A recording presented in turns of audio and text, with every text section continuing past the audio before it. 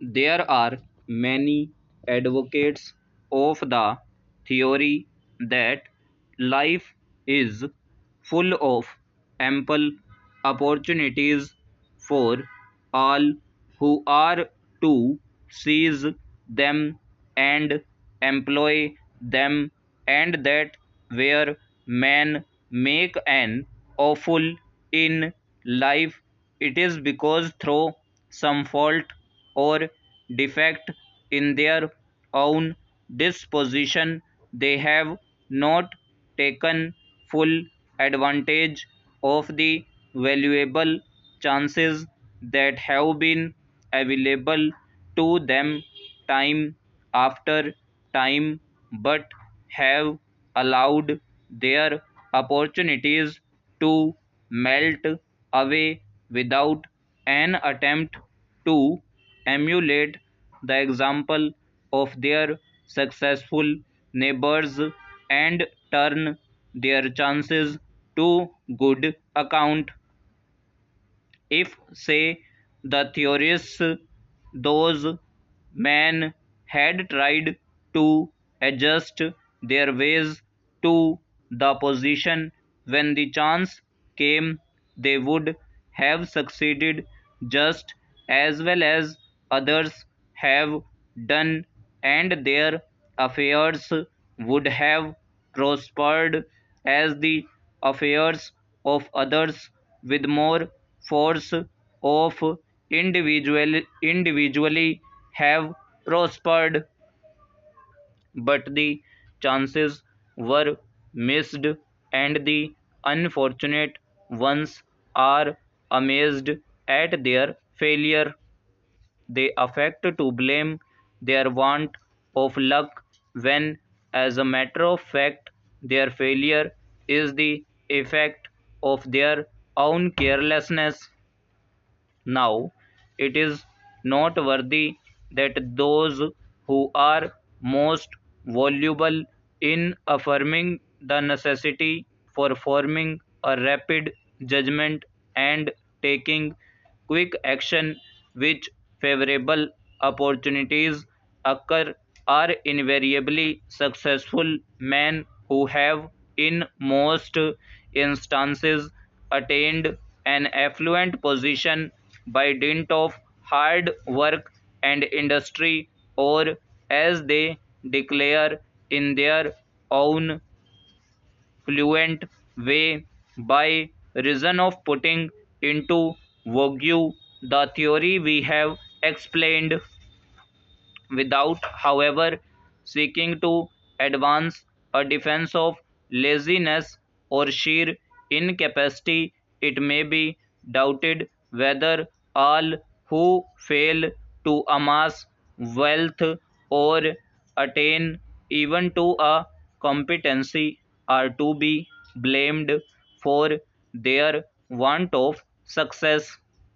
There are, alas, too many men who appear to be utterly unable either to devise their own means of advancement or to follow the advice of others who are better qualified, and of such weak persons, perhaps the less said the better. But there are others whose want to success can be attributed to no fault of their own. They have not had equal chances with others.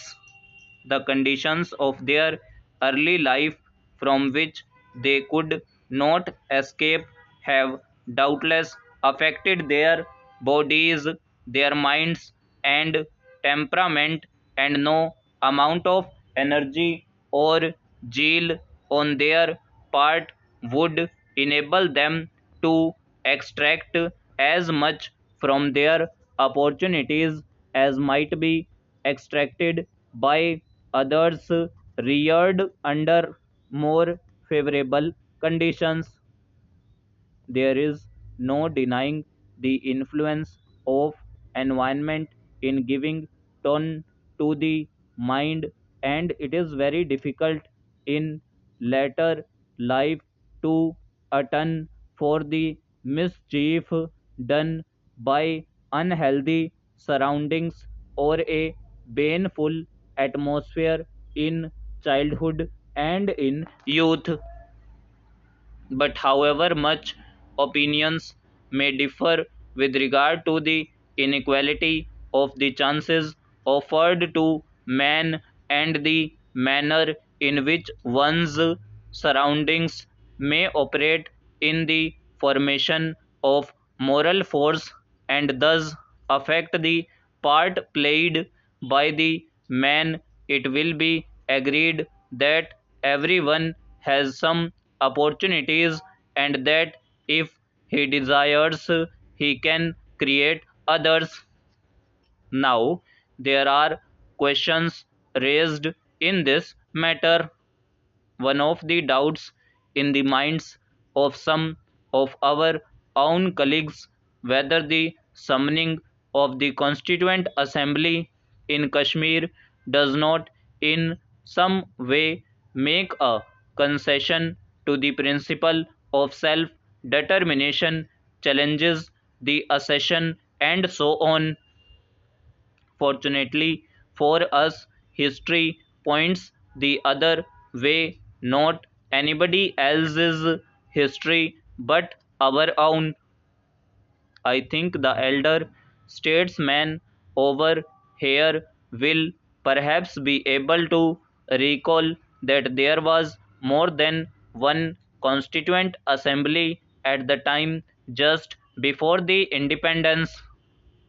The Constituent Assembly in Kashmir, as was called by the head of the state, said in the preamble, this arises from accession. It is from the accession that the Constituent Assembly proceeds. It says in so many words. It says from accession they go on the Constituent Assembly. When the Security Council was tweeting us on the fact that you are rushing it, you are speaking so long in order to get over, we told them that whatever the Constituent Assembly does makes no difference to the accession. It may decide all sorts of things, but it will not challenge or break up the unity of India with Kashmir, which was established on the 26th October 1948. It is not possible unless the constitution of this country is changed by constitutional processes under the constitutional amendment adopted several months ago. Even secessionist propaganda becomes unconstitutional. So the Constituent Assembly of Kashmir has its origin itself in a session. There are two matters to which I want to refer. The time has come when we must really, as an independent nation, at least feel a little disturbed about the making of our foreign policy elsewhere. Whether I was right or wrong, I constantly said one thing about our foreign policy is that there is nothing foreign about it, we make it ourselves. Now, we are told by very convenient special correspondents of Indian newspapers who perform more than corresponding work that the State Department is considering extending the ceasefire line to a width of 3 miles.